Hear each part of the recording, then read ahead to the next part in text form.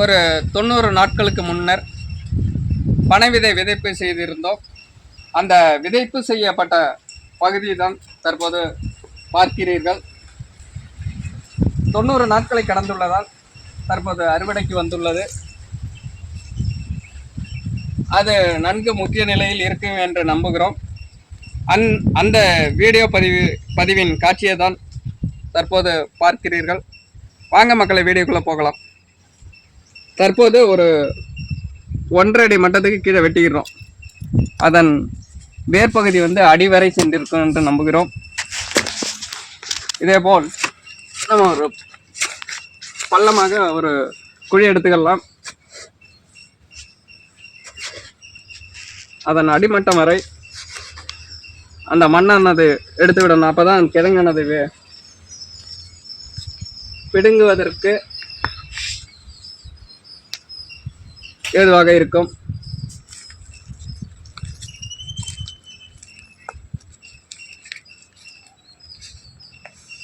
நன்கு முற்றிய நிலையிலே தரமுடன் காணப்படுகிறது.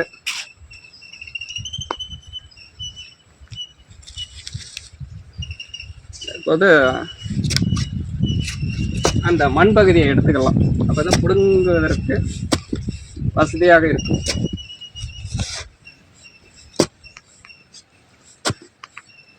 அங்கு ஆழத்தில் போய்விட்டது.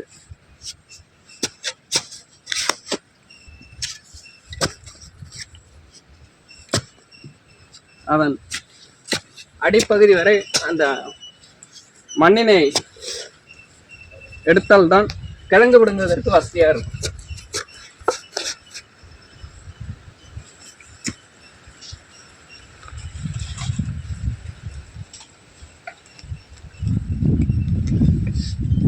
நன்கு முற்றிய நிலையிலே காணப்படுகிறது.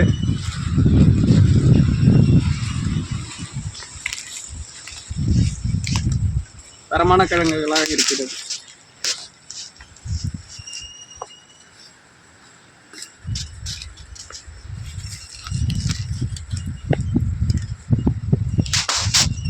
இன்னும் ஒரு சில கிழங்கு முற்றாமல் உள்ளது.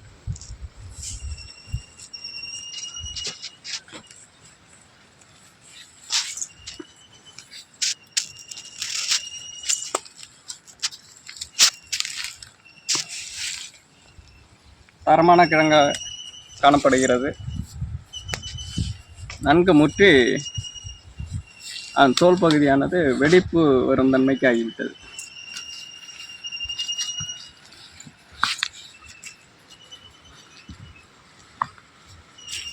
கிழங்கானது நன்கு முற்றியை காணப்படுகிறது. நன்கு முற்றிய 90 நாட்களான பனங்கிழங்கு நல்ல தரமுடன் காணப்படுகிறது. அந்த காட்சி தான் 90 நாட்கள் ஆகிவிட்டது. நன்கு தரமாக காணப்படுகிறது. தற்போது இந்த பனங்கிழங்கின் விலையானது நமது ஊர்களில் பார்த்தீங்கன்னா 100 கிழங்கு 150 ரூபாய்க்கு எடுத்துக்கிறாங்க. அதுவும் தரமான கிழங்குகளை மட்டும்தான் எடுத்துக்கிறாங்க. பாக்கி ஒதுக்கிடுறாங்க. அப்படியே பார்த்தீங்கன்னா இந்த பிஞ்சு கிழங்கா உள்ளது. இதே போல் சைஸு சின்னதாக இருக்கிற கிழங்கெல்லாம் பார்த்தீங்கன்னா ஒதுக்கிடுவாங்க. இது அப்படியே கழித்து போட்டுருவாங்க. இந்த கிழங்கை அவங்க எடுத்துகிட்டு போக மாட்டாங்க. நம்ம வீட்டு தேவைக்கு தான் இந்த கிழங்கை நம்ம வச்சுக்கணும். பார்த்தீங்கன்னா இந்த மற்றும் பிஞ்சு கிழங்கா உள்ளது. ஆனால் முற்றாத கிழங்குகள். அடுத்து பார்த்தீங்கன்னா சைஸு முத்தியும் இந்த கிழங்கெல்லாம் முத்தி கொஞ்சம் சைஸு சின்னதாக இருக்கும். இதெல்லாம் வேண்டான்டுவாங்க. அடுத்தது இங்கே இந்த தரம் பிரித்த இதே போல் தரமான கிழங்குகளை பார்த்தீங்கன்னா இப்போ நம்ம ஏரியாவில் 150 ரூபா 100 கிழங்கு. பட்டறையிலேயே நம்ம வீட்டுக்கே வாங்கிட்டு போயிடுறாங்க. இதை நம்ம வீட்டு தேவைக்கு என்ன பண்ணுறோம்னா, இதனை கட் பண்ணும்போது ஒரு குறிப்பிட்ட அளவில் நம்ம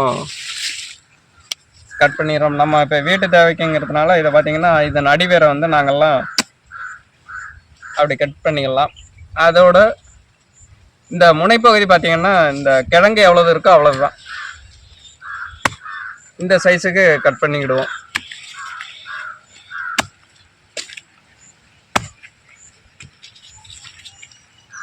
இதன் அடிவேரை கட்டி இந்த கிழங்கோட சைஸ் பார்த்தீங்கன்னா இந்த அளவுக்கு தான் வரும்.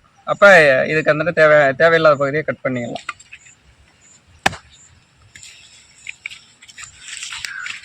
எல்லாம் நன்கு முற்றி அந்த கிழங்கு தோலானது வெடிக்க ஆரம்பிச்சு.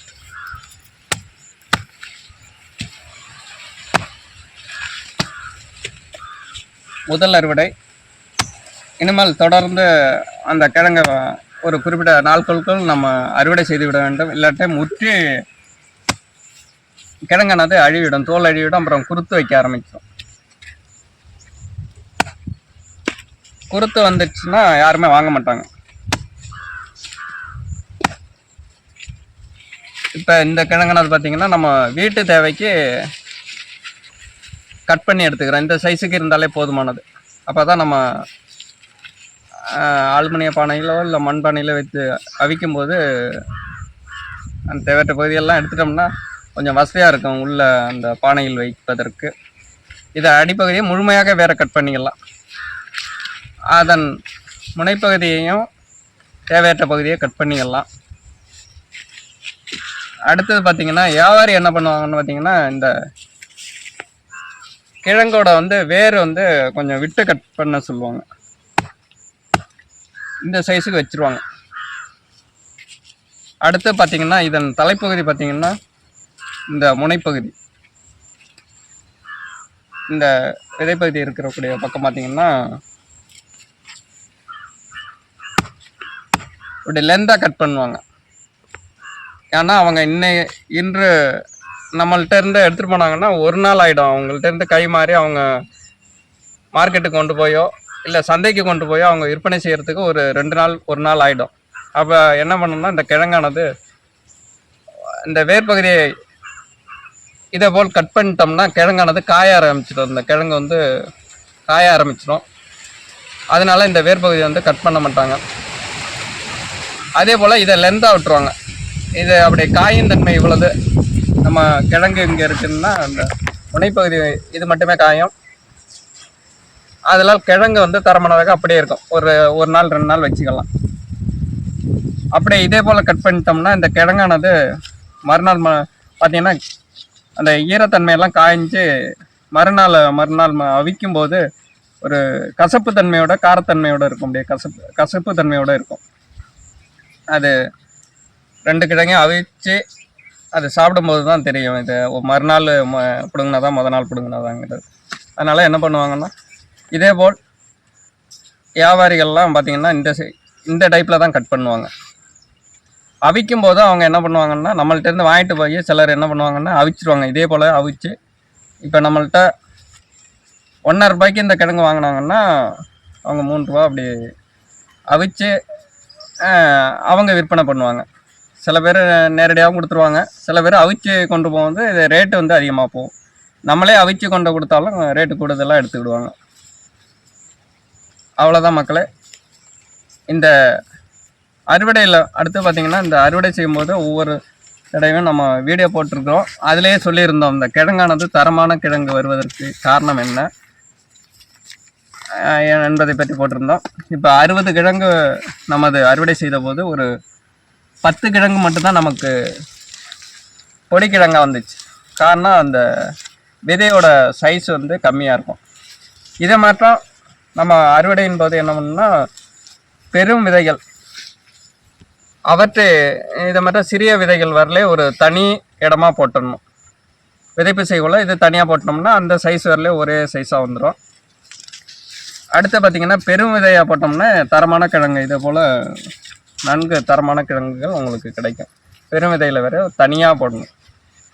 அப்போ தான் அறுவடைக்கு நம்ம விற்பனை செய்யும்போது அந்த கிழங்கு அவங்க கழித்து போட மாட்டாங்க. இது மட்டும் பிஞ்சு கிழங்குன்னு ஒதுக்க மாட்டாங்க. எல்லாமே ஒரு தரமானதாக கிடக்கு நமக்கு. இப்போ அதே போல் போட்டதுனால இப்போ பார்த்திங்கன்னா அறுவடையில் பார்த்திங்கன்னா ஒரு 10 கிழங்கு தான் வந்திருக்கு பிஞ்சு கிழங்கு. 2வது பொடி கிழங்கு இதெல்லாம் நன்கு முற்றி இருக்குது. ஆனால் சைஸ் கம்மியாக இருக்குது. இது நம்ம வீட்டு தேவைக்கு எடுத்துக்கலாம். விற்பனை என்று பார்க்கும் பொழுது நம்ம தரமான விதைகளை மட்டும் தனித்து விதைப்பு செய்ய வேண்டும். அதுதான் முக்கியம். அடுத்தது இன்றைய அறுவடையின் போது ஒரு பார்த்தீங்கன்னா ஆச்சரியப்படக்கூடிய வகையில் ஒரு ஒரு ஒரே விதையில் 2 கிழங்குகள் இதுவரையில் நம்ம பார்த்தது கிடையாது. நீங்களும் பாருங்கள் நண்பர்களே. அந்த நம்ம கேள்விப்பட்டதும் கிடையாது, ஒரு பார்ப்பதற்கு மட்டுமே. முற்றிய நிலையில் அதன் குருத்தானது வந்து விட்டது. இப்போ பார்த்தீங்கன்னா இந்த கிழங்கானது 90 நாட்களை கடந்தும் பிஞ்சு தன்மையாக காணப்படும். அது வந்து முற்றாமல் அப்படியே ஒரு பிஞ்சு கிழங்கா சைஸு சின்னதாக காணப்படும். இந்த கிழங்கானது முற்றுவதற்கு ஒரு எளிய முறை, அந்த விதைப்பு செய்யப்பட்ட பகுதியை ஒரு 3 அடி நீளத்துக்கு, ஒரு 2 அடி 1.5 அடி ஆழத்துக்கு நீட்டுக்கும் குழி எடுத்து அந்த பகுதியை வெயிலில் காய விட்டிங்கன்னா ஒரு வாரத்தில் அந்த கிழங்கானது முற்ற ஆரம்பிக்கும். அந்த ஈரங்காயம் பக்குவத்தில் கிழங்கானது தரமான கிழங்காக இதே போல் முற்றி காணப்படும். நீங்கள் அடுத்த ஒரு வாரத்திலேயே கிழங்களை பிடுங்க ஆரம்பித்து விடலாம். அடுத்தது பார்த்திங்கன்னா சில கிழங்கு பார்த்திங்கன்னா இதே போல் அப்படியே குருத்தோடே காணப்படும். இதிலிருந்து அந்த விதையிலிருந்து பார்த்திங்கன்னா இது மற்றும் பிஞ்சு கிழங்காக இருக்கும். அந்த இது பார்த்திங்கன்னா இப்படி இருக்கும். இதில் பார்த்திங்கன்னா இந்த தவின் என்று சொல்லக்கூடிய பூ, பனங்கிழங்கு, அந்த கிழங்கின் விதையில் இருக்கக்கூடிய பூ, இந்த பூவானது மருத்துவ குணம் உடையது. இதை பற்றிய வீடியோ பதிவு நமது விவசாய களஞ்சியம் சேனலில் வருகிறது, பார்த்து பயன்பெறுங்கள். இந்த பூவினை மருத்துவ குணமுடையது, நாமும் சாப்பிடலாம். நன்றி விவசாய சொந்தங்களே. இந்த வீடியோ பதிவானது உங்களுக்கு பிடித்திருந்தால் நம்மளுடைய விவசாய களஞ்சியம் சேனலை லைக் பண்ணுங்கள், ஷேர் பண்ணுங்கள், சப்ஸ்கிரைப் செய்து கொள்ளுங்கள். குறிப்பாக கமெண்டில் கருத்துக்களை பதிவிடுங்க நண்பர்களே. அணிந்து வரும் பனை மரம், பனங்கிழங்குகள், இதை பற்றிய தங்களுக்கு கருத்துக்களை நம்மளுடைய வீடியோவின் கமெண்டில் கருத்துக்களை பதிவிடுங்க நண்பர்களே. இந்த பதிவினை பிடித்திருந்தால் ஷேர் செய்யுங்கள். அடுத்தது நம்ம இந்த கிழங்கை வந்து அவியல் செய்யலாம். அதனுடைய பயன்பாடு பற்றி அடுத்தது ஒரு வீடியோ பதிவு வந்து கொண்டிருக்கிறது நமது விவசாய களஞ்சியம் சேனலில். எல்லா வீடியோ பதிவுகளையும் பார்த்து நீங்கள் பயன்பெறுங்கள். நன்றி விவசாய சொந்தங்களே.